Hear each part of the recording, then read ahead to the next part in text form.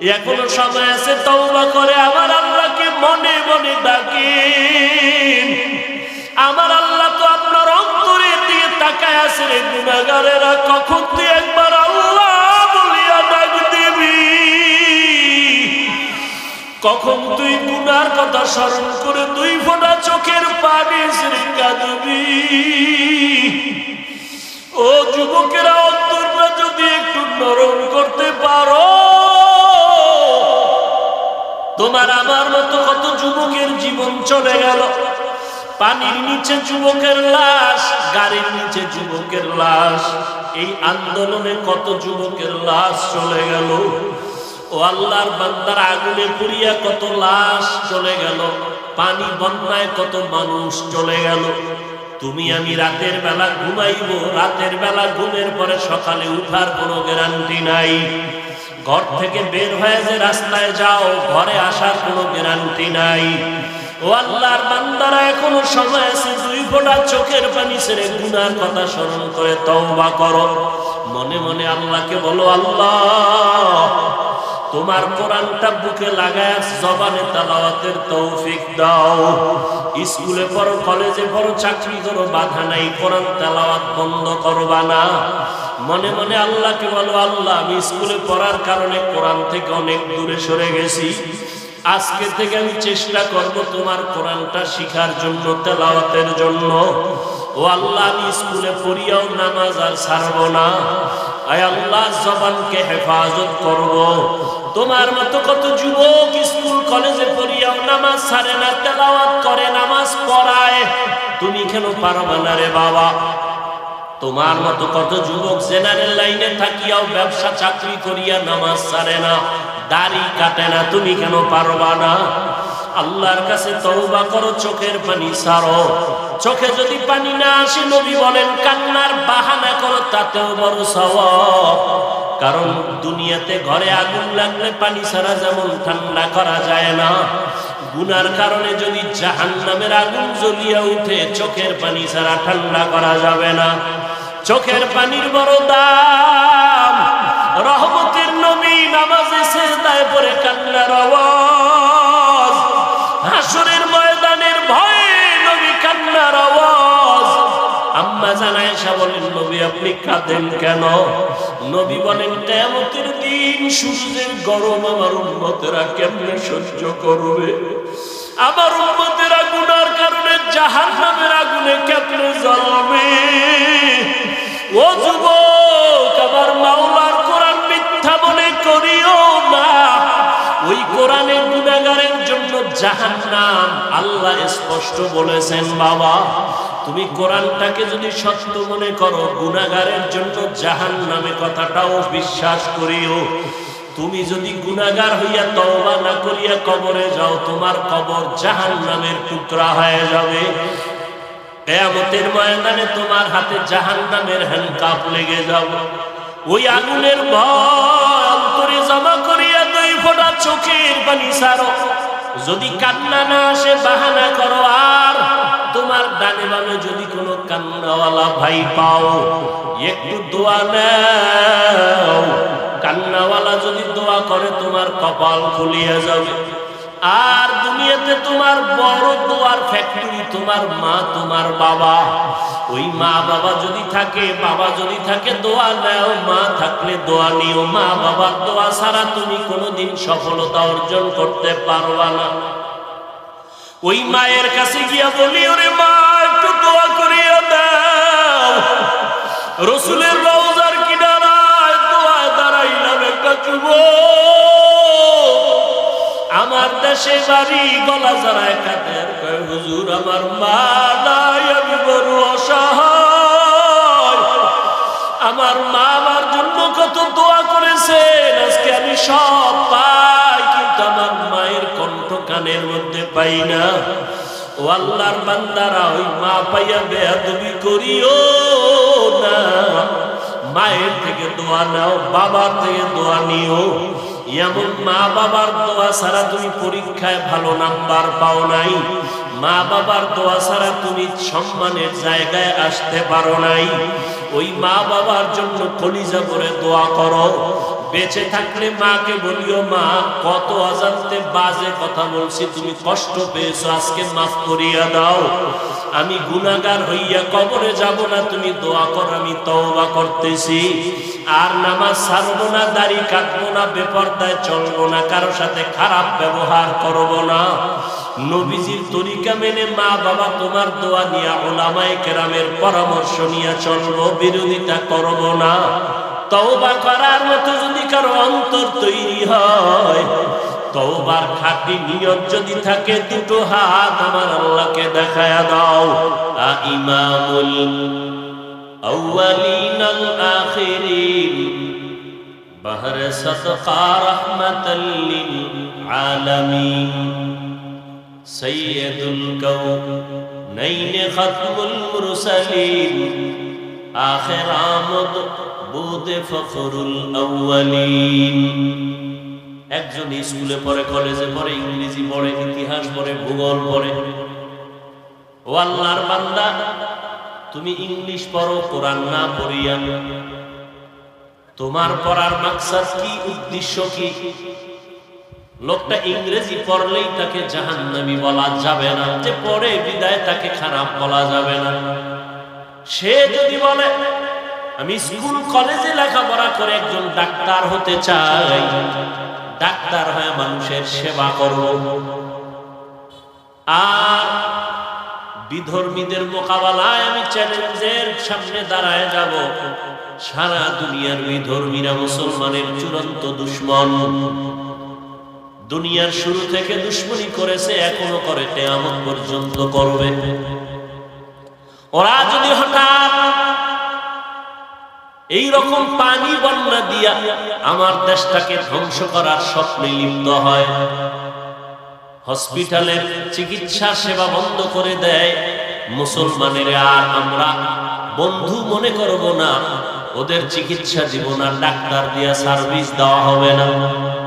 আমার school college পড়ুয়া doctor ছেলেটা দাঁড়ায় যদি বলে, বেঈমানের মোকাবেলায় আমরা চ্যালেঞ্জ দিয়ে বলবো, ও বেঈমানেরা, তোদের ঔষধ, তোদের ডাক্তারি চিকিৎসা আমাদের প্রয়োজন নাই, আমাদের মুসলমানের জন্য আমরা মুসলমান ডাক্তারেরাই যথেষ্ট। কি বলবেন এই ছেলেটা ডাক্তারি পড়লে জাহান্নাম?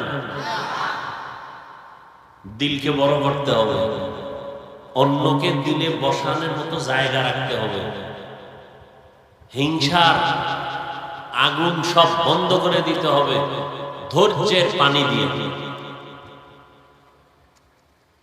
আপনি আমি কি মুসিবতে আছি, ওয়ামা আরসালনাকা ইল্লা রাহমাতাল লিল আলামিন। কেমন হৃদয়ওয়ালা নবী আমার! আল্লাহ বলেন, হে পয়গম্বর, জগৎ সমূহের জন্য আপনাকে রহমত করে পাঠাইলাম। কেউ কেউ তর্জমা করেন উভয় জগতের জন্য নবী রহমত, আমি তর্জমা করেছি জগৎ সমূহের জন্য নবী রহমত। উভয় জগৎ মানে দুনিয়ার জগৎ, পরকাল জগৎ। আসলে জগতেই দুইটা না, জগৎ আরো বেশি। রুহের একটা জগৎ আলাদা, মায়ের গর্ভের জগৎ আলাদা, দুনিয়া নামক জগৎ আলাদা। মরণের পরে আর একটা জগৎ হবে, এটা হলো আলমে বরজখ, কবর জগৎ। হাসরের ময়দানের একটা জগৎ, ওখান থেকে আলাদা হয়ে আর এক জগতে ঢুকবে, জান্নাতের এক জগৎ, জাহান্নামের আর এক জগৎ। আল্লাহ বলেন, হে নবী, সব জগতের জন্য আমি আপনাকে বানাইলাম রহমতের নবী। আপনি হলেন জগৎ সমূহের জন্য রহমত, আর আমি আল্লাহ হলাম জগৎ সমূহের জন্য রব। আমি হলাম রব্বুল আলামিন, আপনাকে বানাইলাম রহমাতুল লিল আলামিন। রুহের জগতের জন্য নবী রহমত। কেমনে? আলোচনা উলামাদের মুখে শুনছেন, আমিও করেছি, আজকে নয়। রূহের জগতের জন্য নবী কিভাবে রহমত, মায়ের গর্ভের জগতের জন্য নবী কিভাবে রহমত, দুনিয়ার জগতের জন্য রহমাতুল লিল আলামিন কিভাবে রহমত, কবর জগতের জন্য নবী আলাদা রহমত, হাসরের মাঠের জগতে নবী আলাদা রহমত, জান্নাতের জগতে নবী আলাদা রহমত, জাহান্নামের জগতে নবী আলাদা রহমত। শুনেননি কথাগুলো? পয়গম্বরের সাহাবী প্রথম তিনি চাচাতো ভাই হযরতে আলী রাদিয়াল্লাহু তাআলা আনহু নবীর কি দ্বিতীয় সিঁড়িতে গিয়া সাহাবী, তৃতীয় ধাপে গিয়া হযরত আলী নবী। বলেন না কেন? জামাতা ওই হযরত আলী আল্লাহর শুকর আদায় করেন। নবীজি আলীকে পাইয়া, যে আলী 7 বছর বয়স থেকে 12 বছরের মধ্যেই, কেউ বলেন 10 বছর, কেউ বলেন 11 বছর, কেউ বলেন 8 বছর, কেউ বলেন 7 বছর, এই বয়সে নবীর হাতে হাত লাগায় কালেমাওয়ালা মুসলমান হয়ে গেছে। সুবহানাল্লাহ। হযরত আলী এতটাই আদবওয়ালা সাহাবী, রহমতের নবী বলেন, আনা দারুল হিকমাহ ওয়া আলিয়ুম বাবুহা, আমি মুহাম্মদ হিকমত ও ইলমের ঘর, আর ওই ইলমের ঘরের দরওয়াজা আমার আলী। সুবহানাল্লাহ বলতে সন্দেহ? ইলমেরা ইজাজ করদান বেহিসাব, খলকেরা দাদান জওয়াবে বাসওয়াব। হযরত আলী আল্লাহর শুকর আদায় করে, যেই নবী আলীকে বলেন আমি, আমার আলী ইলমের ঘরের দরজা। কতটা দাম হযরত আলী! ভাইরা আমার,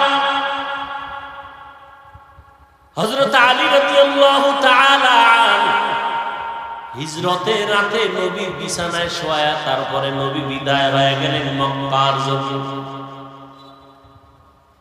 কেমন মহব্বতের নবীর সাহাবী,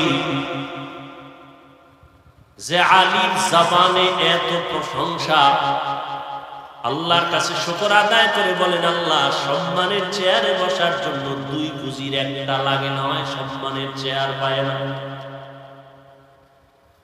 চেয়ার পায় কিন্তু কোনটা পায় না? একজনে জোর করে চেয়ার দখল করছে, এটা কি সম্মানের নেই? কি অনেকে জুলুম করেও চেয়ারে বসে, কথা ঠিক না? আর একটা হলো সম্মানের। একজনে জোর করে বসে ধাক্কা দিয়ে, আমি বসবো, আমার চেয়ার। আর একজনকে আমি বসবো না, বসাবো, এর মাথায় করে এনে বসাই দিচ্ছে। কথা ঠিক নেই? কেউ স্বপ্নে দেখছিলেন নি? যারে বয়সে হেও স্বপ্ন দেখে যে আমারে বাংলাদেশের চেয়ারে বসাই। কথা ঠিক না? ওয়াজ বুঝেননি? কি বুঝেন?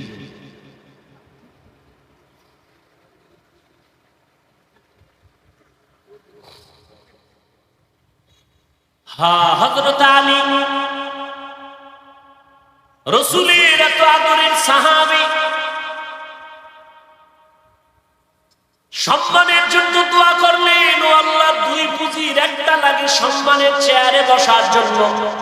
একটা পুঁজির নাম হলো শিক্ষাগত যোগ্যতা, ইলম, আর একটা পুঁজির নাম হলো সম্পদ, টাকা পয়সা। একটা লোক কলম দিয়ে দস্তখত দিতে পারে না, এরপর সবাই চেয়ার আগায় দেয়। কি উপায়? আমাদের দেশের দানবীর আছে না নাই?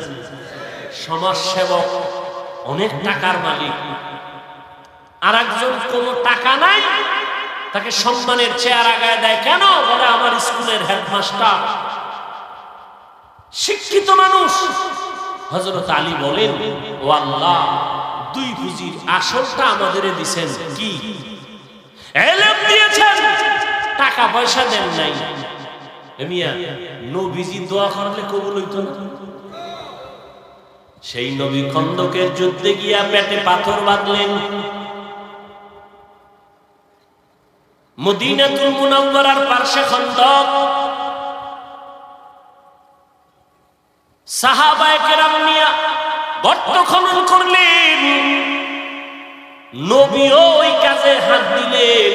সাহাবায়ে কেরাম কেউ কষ্ট সহ্য করতে না পেরে ছুটি চাইলেন, মিথ্যা অভিযোগ দিয়ে বললেন বাড়িতে অসুস্থ রোগী আছে, বাড়ি যাব, বাড়ি পাহারা দেওয়ার কেউ নাই, যাব।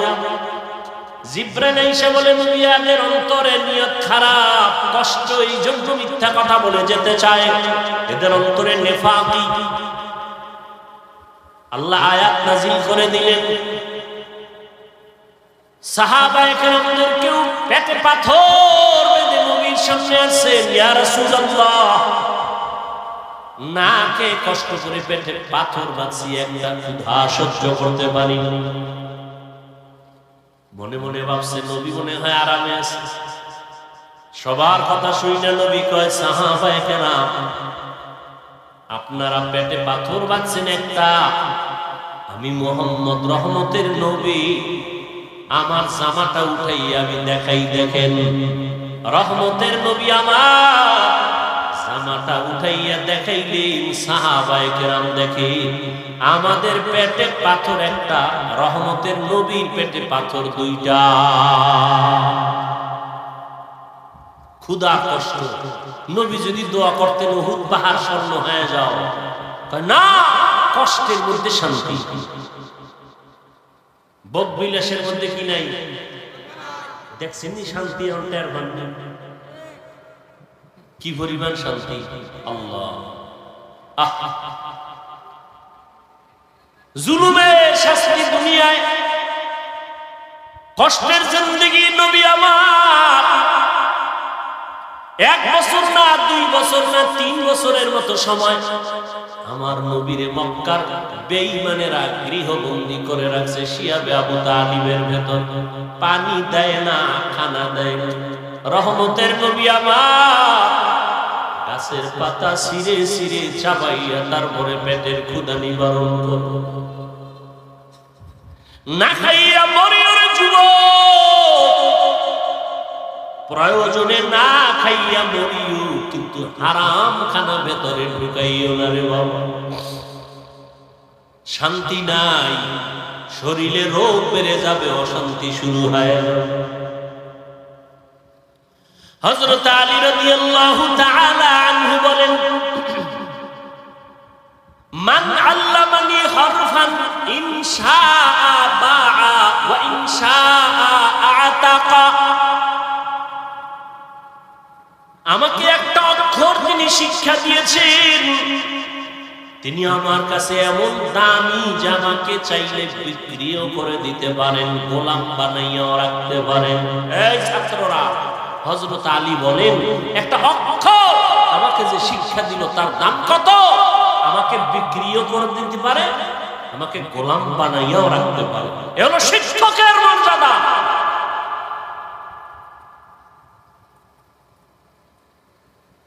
কিন্তু আমরা অনেক সময় দেখতে পাই কিছু বেয়াদবি আচরণ, আর এর পরিণাম ফলে দুনিয়াতেই সে ধ্বংস হয়ে যায়। ও ছাত্র ভাইরা, আল্লাহর মোহাব্বত নিয়ে বলছি, কারো পারলে উপকার করবেন, না হয় চুপ থাকবেন, বেয়াদবি যেন না হয়, ক্ষতি যেন না হয়। নবীজি বলেন, মান তাওয়াযা লিল্লাহ রাফাআহুল্লাহ। যে ব্যক্তি আল্লাহর জন্য নিজের ছোট বানায় দেয়, আল্লাহ তার মর্যাদা বাড়ায় দেয়। রাহমাতুল লিল আলামিন এমন আদর্শ নিয়ে দুনিয়াতে আসলেন, যে মক্কার মানুষ ছিল পৃথিবীর নিকৃষ্ট, লম্পট, চরিত্রহীন, খারাপ। ওই জায়গায় আমার নবীকে আল্লাহ পাঠাইলেন। মক্কা নগরীর মানুষের মতো খারাপ মানুষ জমিনে আর ছিল না। ওই জায়গায় শ্রেষ্ঠ আদর্শের নবীর আল্লাহ পাঠায় দিলেন।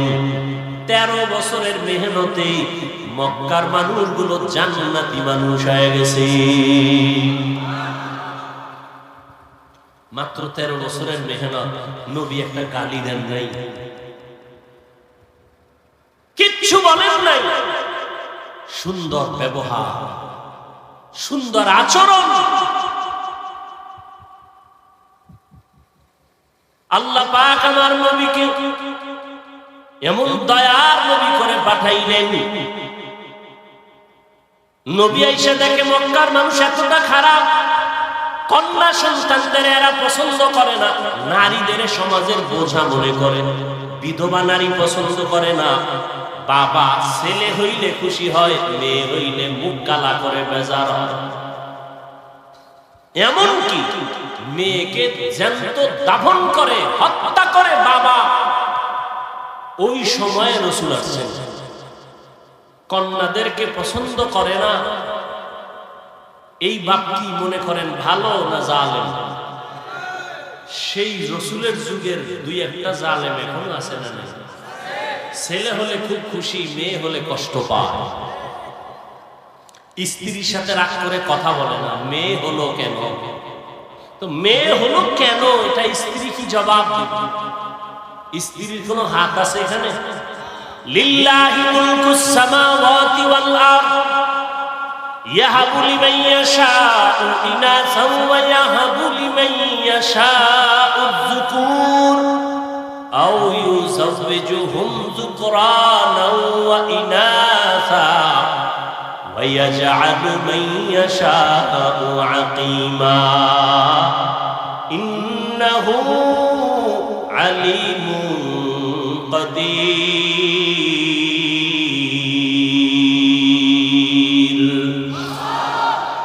আসমান জমিনের মালিকানা কার?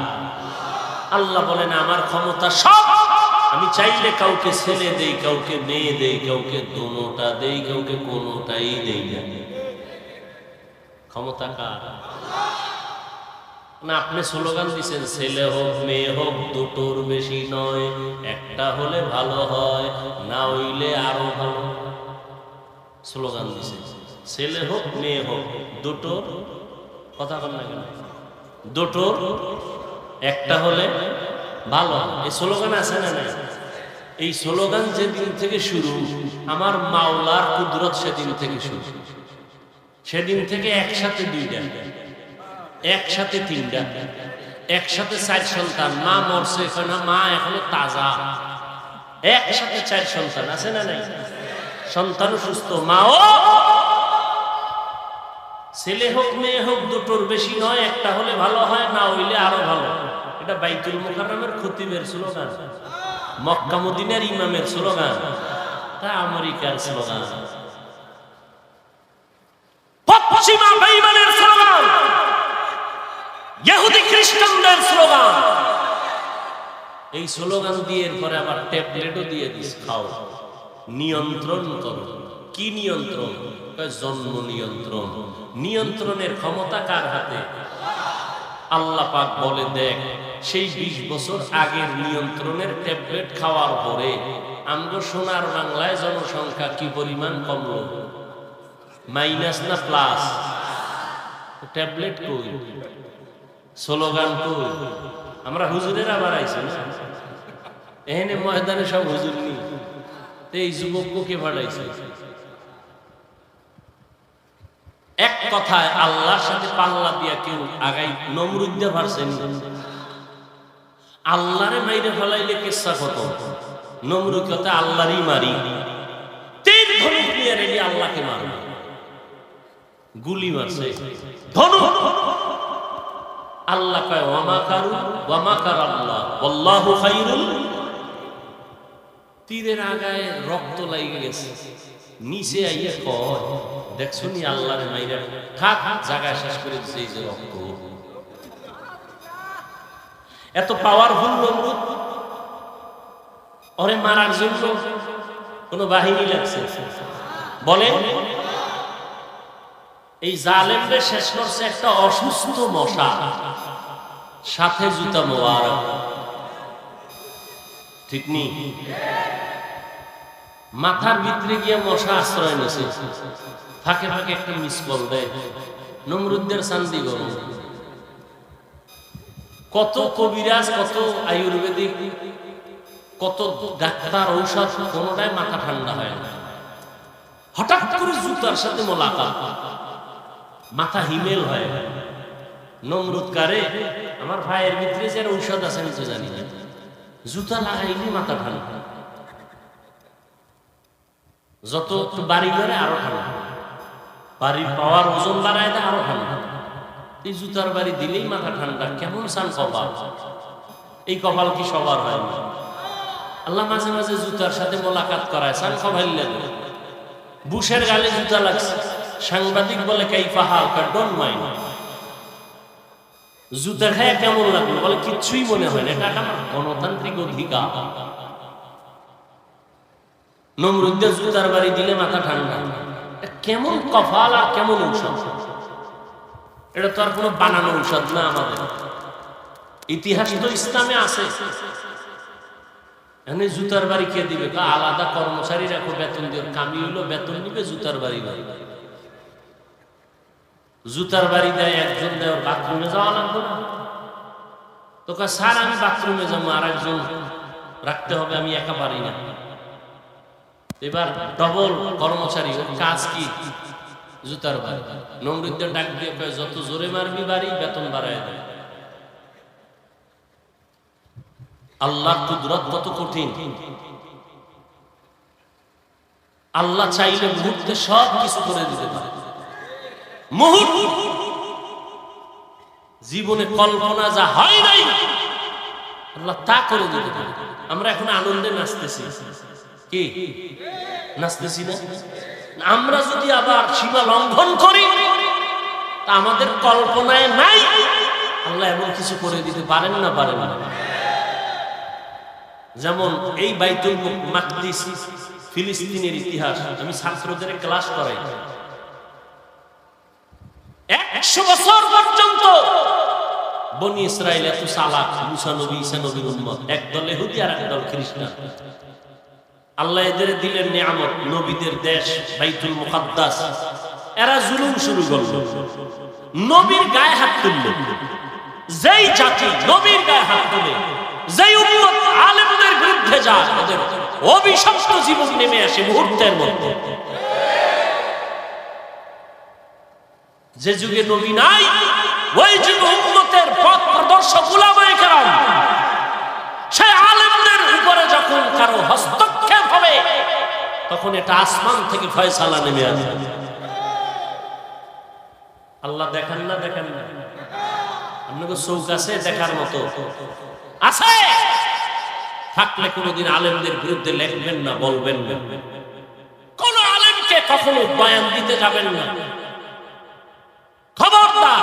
এইভাবে করেন, ওইভাবে চলেন। আলেমকে এই চালাকি করে বয়ান দিতে যাবেন না। আপনি পথ প্রদর্শক নয়, উলামায়ে কেরাম পথ প্রদর্শক, ওয়ারাসাতুল আম্বিয়া। তারা নিয়ামত পাইয়া এত খুশি, এরা জুলুম করা শুরু করছে। এইবার আল্লাহ আরেক জালেমের ওদের মাথায় চাপায় দিছে। এবার মজা বুঝছে। এজন্য আমি বলবো, যাই করেন না কিছু, জুলুম যেন আপনার থেকে আমার থেকে প্রকাশ না পায়, সাবধান। যেই সমাজে জুলুম হয়, ওই সমাজে আর শান্তি থাকে না, আর বিচারের ফয়সালা আসমান থেকে চলে আসে। নমরুদের ফয়সালা হয়ে গেল। রহমতের নবী এমন এক টাইমে আসছেন, কন্যাদেরকে হত্যা করে নবী এসে নারীদের জন্য রহমতের চাদর বিছাইয়ে দিলেন, আর বললেন, আমি শুধুমাত্র মক্কা আর মদিনার নবী না, আমি দু জাহানের সরদার, সমস্ত জগতের জন্য আমি নবী। আমার একটা ছেলে নাই, আমি 4 কন্যার বাবা। কয় কন্যার বাবা? নবীর ছেলে আছে, ছোটবেলা আল্লাহ দিছিলেন, নিয়ে গেছেন। এবার চিন্তা করেন, আপনার ছেলে একটা আছে, আপনি তো মনে করেন আপনার শক্তি বেড়ে গেছে। নবীর একটা ছেলেও নাই, নাই তো নাই। এর মধ্যে আবার কাটা গায়ে লবণ দিচ্ছে। মক্কার কিছু কাফেরেরা কয়, মুহাম্মদের বংশ শেষ, ও মরে যাবে, বংশ শেষ হয়ে যাবে, ওর বংশ রক্ষার কোনো ছেলে নাই। নবীর দুঃখ লাগছে। আল্লাহ কয় নবী আমি আপনার ডাইরেক্ট ছেলে না দিলেও এমন ব্যবস্থা দিছি কিয়ামত পর্যন্ত আপনার প্রশংসা থাকবে সবার মুখে। ইন্না আতাইনা কাল কাউসার, আমি আপনাকে কাউসার দিলাম। কাউসারের এক অর্থ হলো রুহানি সন্তান। যদিও নবী ঔরার জাত, সন্তান নাই, কিন্তু গোটা দুনিয়াতে ১৫০০ বছর পরেও রুহানি সন্তানের অভাব নাই দুনিয়াতে। আজও রাসূলের বিরুদ্ধে কথা বলে কেউ নিস্তার পায় না। রুহানি সন্তানেরা মাথা উঁচু করে আন্দোলনে নেমে পড়ে। রাসূলের দুশমনরা কেউ মাথা উঁচু করে দাঁড়াতে পারে না, কোরআনের বিরুদ্ধে কথা বলে দাঁড়াতে পারে না, ইসলামের বিরুদ্ধে কথা বলে দাঁড়াতে পারে না, কিয়ামত পর্যন্ত পারবে না ইনশাআল্লাহ। এমন রহমতের নবী বলেন আমি 4 কন্যার বাবা। আর কন্যার বাবাদেরকে বলে দিলেন এই কন্যার বাবারা, একটা কন্যা পেয়েছো তো একটা জান্নাতের মালিক হয়ে গেছো। সুবহানাল্লাহ। 2টা কন্যা পেয়েছো, 2টা জান্নাতের মালিক হয়ে গেছো। তার মানে যারা কন্যা পাইছো তোমার ঘর রহমতে ভরপুর হয়ে গেছে। তাসলিমা কয় নারীদের উপরে আল্লাহ জুলুম করছে, আল্লাহ বড় জালেম। দেখেন কি পরিমাণ অপরাধের কারণে দেশেও আর থাকার কোন সুযোগ। ভাইরা আমার, আল্লাহ পাক নবীর মাধ্যমে মক্কা নগরীটাকে এত সুন্দরভাবে সাজায় দিলেন। ওই আদর্শ আজকে যারা পালন করে ১৫০০ বছর পরে আজও তারা শান্তিতে আছে, সম্মানে আছে। নবী বলেন আমি 4 কন্যার বাবা। ও কন্যার বাবারা, একটা কন্যা যদি পাও একটা জান্নাতের মালিক হয়ে যাবে। কন্যাদের অধিকার আল্লাহ বাড়ায় দিলেন নবীর মাধ্যমে। রহমতের নবীর 25 বছর বয়স। রহমতের নবী হিসাবে কত পাওয়ার, আবার আল্লাহ তাকে আলাদা স্পেশাল পাওয়ার দিলেন, নবীকে আলাদা। 25 বছরের কালে নবীর কত পাওয়ার যৌবনের। এই যুবকেরা নাস্তিকদের জানায় দাও 25 বছরের যুবক আমার নবী, তার শক্তি কত, যৌবনের পাওয়ার কত। যুবকেরা টের পাবনি, কি টের পাবো? মোবাইলে সব শেষ, সবগুলো হারবালের রোগী হয়ে গেছে। সব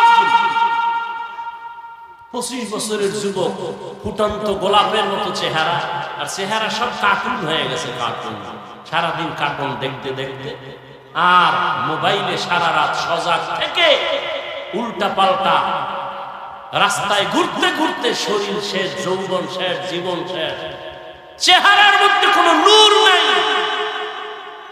কে বলবে এই কথা? কে বলবে এই কথা? আর ওদিকে ওপেন চ্যালেঞ্জ দিয়ে রাখছে বাসের সাইনবোর্ডে লাগে। উনি এমন বেহায়া, নির্লজ্জ, মানুষের লজ্জা শরম থাকবে না। রাসূল বলেন লা ঈমানা লিমান লা হায়া আলা, যাদের লজ্জা নেই ওদের ঈমান নাই। যুবকরা এগুলো করতেছে, ওদিকে হারবাল ওয়ালারা সাইনবোর্ড পোস্টার, মেয়েরা ঘুরে ঘুরে ঘুরে ঘুরে হ্যান্ডবিল বিলি করতেছে, লিফলেট বিলি করতেছে, ওপেন চ্যালেঞ্জ, এই সমস্ত বাজে কথা বলে। লজ্জা শরম কই গেল? মোবাইল তো আমরাও চালাই, আর এটা এমন একটা যন্ত্র, এটা ছাড়া চলার উপায় নেই। কিন্তু ভালো দিকটাকে আমরা গ্রহণ করি, খারাপ থেকে দূরে থাকি। এমনিই তো একটা টাচ মোবাইলের দিকে তাকায় থাকলে চেহারার কি ক্ষতি হয়, শরীরের কি ক্ষতি হয়। গুগলে ঢুকো, জীবন বর্তা আক্রামি করলা, আজকে একটু কিছু তথ্য নাও, তুমি তো ওখান থেকে শিক্ষার বহু কিছু আছে। তুমি যদি চাও মোবাইল থেকে অনেক কিছু শিখতে পারো। বড় বড় বিধর্মীরা মুসলমান হয় কেন? ওরা গবেষণা করতে করতে দেখে আল্লাহর খোঁজ পেয়ে যায়, যেন একজন সৃষ্টিকর্তা আছেই। না হয় এই যে কান্না করি, চোখ থেকে কি পরিমাণ পানি বের হয়, এই পানি কোথায়? হ্যাঁ, এগুলো চিন্তা করার বিষয়। দাড়ি ছিল না, হঠাৎ দাড়ি উঠতেছে, বাড়তেছে, চামড়া কাটো তো ভিতরে এগুলি কি পেঁচানো আছে কিনা, ওটা লাইন মতো বাড়তেছে, কেটে দেখবা কিচ্ছু নাই, অথচ বাড়তেছে। মহিলারটা তো বাড়ে না। তুমি গাভীর থেকে দুধ দাও 20 কেজি, কালকে সকালবেলা গাভীর ওলানটা কেটে দাও, দেখো তো কয় কেজি বের হয়। আর কেজির মেয়ে গুল্লি মারেন, এক ফোঁটা আসবে নি। চিন্তা করেন তো। অথচ 20 কেজি দুধ 5 মিনিটে আপনার পাত্র ভরে যায়। আপনি ওলানটা কেটে দেন, এক ফোঁটা দুধ আসবে না। খায় ঘাস, বের হয় সাদা পিওর দুধ। রাসূল বলেন, দুধ পান করো গাভী, বরকত। কিতাবে দেখছি দুধ পানের মধ্যে 10টা রোগের ঔষধ আছে। এতটা দামি গাভীর দুধ, অথচ ওলান কেটে ফেলবেন, দুধ নাই। আল্লাহর কুদরত। এজন্য আল্লাহ কোরআনে বলেন, ওয়া ফি আনফুসিকুম আফালা তুবসিরুন। তুমি নিজের মধ্যে তাকাইয়া কি তুমি দেখো না আমি আল্লাহর কুদরত কেমন? মাইকে কথা বলতেছে, বিদ্যুতের চার্জ, ব্যাটারির চার্জ চলে যায়। আর জিব্বা নামের মেশিন দিয়া যে কত কোটি কথা সাপ্লাই দিলাম এই বয়সে, একদিনও তেল লাগলো না, পেট্রোল অকটেন কিছুই লাগলো না। গাল ব্যথা করে, মাথা ব্যথা করে, কপাল ব্যথা করে, চোখ ব্যথা করে, ঠোঁট ব্যথা করে। জিব্বা নামের মেশিন কখনো ব্যথা করে না। করেনি? বড় কঠিন। প্রধানমন্ত্রী বক্তব্য দিলেন, টিপ গঠন করে লিখে দাও কি বক্তব্য দিব জাতির সামনে। 5 মিনিটের বক্তব্য লিখে দাও, যদি ভুল ভাল বলে ফেলি তো মানুষ আমার উল্টা হয়ে যাবে। আর আমরা ঘন্টাকে ঘন্টা প্রতিদিন বয়ান করি। ফজরের পরে বয়ান, আসরের পরে বয়ান, মাগরিবের পরে বয়ান, এশার পরে বয়ান, 12 মাস অনবরত কথা ডায়েরিতে লিখে আনি নাই, মুখস্থ করে আসি নাই। কি বয়ান আজকে এলাকায় করব তাও মুখস্থ করে আসি নাই। কিন্তু একের পর এক কথা বের হচ্ছে, বের হচ্ছে, বের হচ্ছে, টাইম মতো ঘুম নাই। এই সফর করে আসার পরে শুধু ঘুম আর ঘুম, শুইলেই ঘুম। এরপরে যে বয়ান করতেছি, একটা কথা যদি উল্টা পাল্টা বের হইয়াই যায়, বন্ধু আমার দুশ্মনে পরিণত। কেউ আমার সাজাইয়াও দেয় নাই। এইভাবে আগামীকাল বয়ান, প্রত্যেকদিন বয়ান, 12 মাস। ঘুম টাইম মতো হয় না। তোমরা যখন ঘুমাও তখন আমরা গাড়িতে, রাস্তায় থাকি। এরপরেও 2-1টা কথা একটু স্লিপ হয়ে যায়। আর সেই সমস্ত 2-1টা কথা নিয়ে যদি কোনো উম্মত আমাদের বিরুদ্ধে লেখালেখি করে, ওর মতো আলেমের দুশ্মন কুলাঙ্গার জমিনে আর দ্বিতীয় কেউ হতে পারে না। ঘন্টাকে ঘন্টা কথা বলতেছি, লেখে নিয়ে আসছি। কি মনে হয় মুখস্থ করে আসছি যে আজকে এত এই কয়টা কথা বলবো? এ কুদরত কা। এর মধ্যে 2-1টা ভুল অনিচ্ছায় হতে পারে।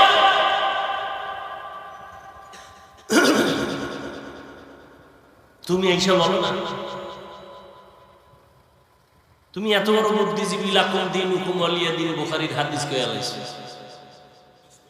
হ্যাঁ, ঈদের নামাজের জানাজা বানায় লাইছো, আছে না নাই? হ্যাঁ, আল্লাহ আমাদের হেদায়েত দান করুন। কষ্ট হইতেছে, আর একটু সামনে আগাবো। ঘুমাবো না তো, ঘরে মোবাইলই চালাবো, আর কি হবে? হ্যাঁ হ্যাঁ, ওয়ামা আরসালনাকা ইল্লা রাহমাতাল লিল আলামিন।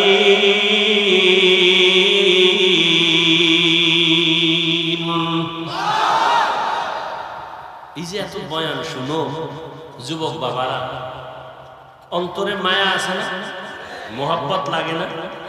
এই বয়ান তো কোরআন থেকে বলতেছি, রসুলের থেকে বলতেছি। সেই কোরআন কেন পড়ো না? কোরআনটা কেন বুকে লাগাও না? আরবের দেশে যাও, দোয়া করি আল্লাহ সবাইকে একবারও যদি হয় বাইতুল্লাহ রসুলের রওজায় যাওয়ার তৌফিক দান করেন। আমিনও কয় না, পুরাটা কও আল্লাহুম্মা আমিন। মনে চাইনি মদিনা যাইতে পারলাম না, মদিনা দেখতে পারলাম না, মদিনা যাইতে পারলাম না। আমি অসহায় তাই এত দূরে রই, শুধু সালাম জানাই, মদিনা যাইতে পারলাম না, মদিনা দেখতে পারলাম না। আরবের ভিতরে যাও, যারা গাড়ি চালায় ড্রাইভার, ওরাও কোরআন পড়ে, গাড়ি চালক অবস্থায় চালক চালাইতেছে আর তেলাওয়াত করতেছে।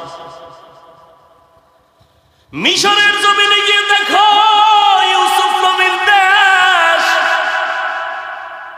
মাঠে ময়দানে চাষাবাদের কাজ করে জবানে সুন্দর তেলাওয়াত চলতেছে। আমার মাওলার কোরআন এত সুন্দর, এটা শুনতে যেমন মজা, দেখতেও তেমন মজা, পড়তেও তেমন মজা। কেন বাবা কোরআনটা বুকে লাগাও না?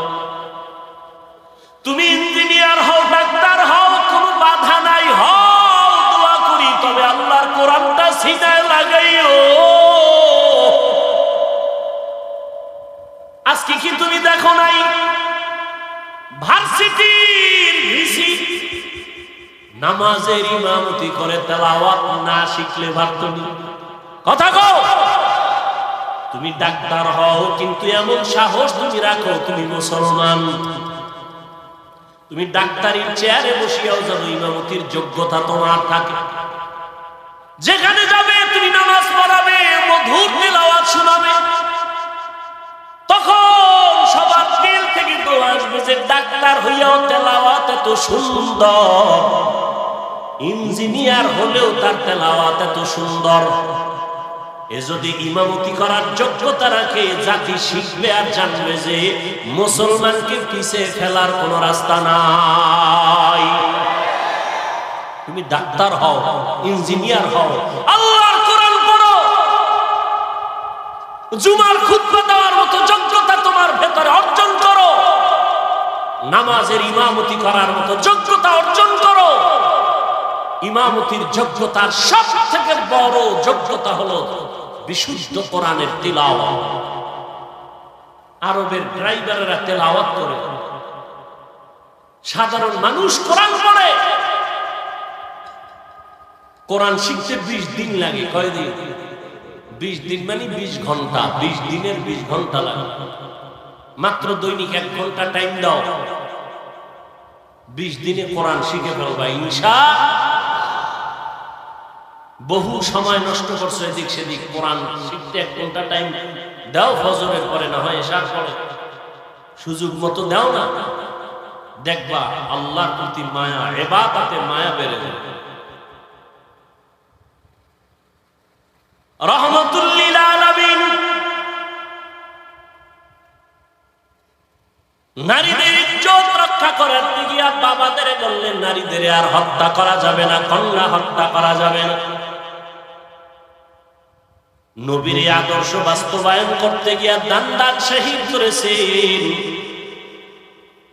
তারপরেও নবী কোনদিন জিদের বশবর্তী হয়ে রাগ করে কারোর উপরে জুলুম করেন নাই। আর ওই নবীর আদর্শ পালন করে সাহাবায়ে কেরাম সারা দুনিয়াতে এত দৃষ্টান্ত স্থাপন করেছেন যে আজকে সাহাবায়ে কেরামের আদর্শ নিয়ে দুনিয়ার মানুষ তার জীবনকে সুন্দর করে। রাসূলের জন্য নিবেদিত প্রাণ সাহাবায়ে কেরাম, যেই নবী দান্দান শহীদ করেছেন দ্বীন ও ইসলামের জন্য, ওই নবীর মহব্বতে উহুদের ময়দানে ওই রক্তমাখা দ্বীনের আলামত এখন উহুদ পাহাড়ের সাথে লেগে আছে। বহু বছর চেষ্টা করছি বাইতুল্লাহ থেকে মদিনায় গিয়া উহুদ পাহাড়ের ওই জায়গাতে একটু বসবো, দেখবো নবী যেখানে দান্দান শহীদ করে মরছিল। সুযোগ পাই না, ওই দেশের সরকার আটকায় দিয়েছে। এই বছর একটু সুযোগ পেয়েছে। আয় আল্লাহ আমাদের হাতগুলো কবুল করে নেন। আয় আল্লাহ আমরা গুনাহ থেকে তওবা করতেছি, আর গুনাহ করব না। আয় আল্লাহ আর আপনার নাফরমানি করব না। উলামায়ে কেরামের পরামর্শ নিয়ে, মা বাবার দোয়া নিয়ে চলবো। আমাদের তওবা কবুল করে নেন। নবীজির সুন্নাত অনুযায়ী চলার তৌফিক দান করেন। তওবার উপরে মজবুত হয়ে চলার তৌফিক দান করেন। আমিন।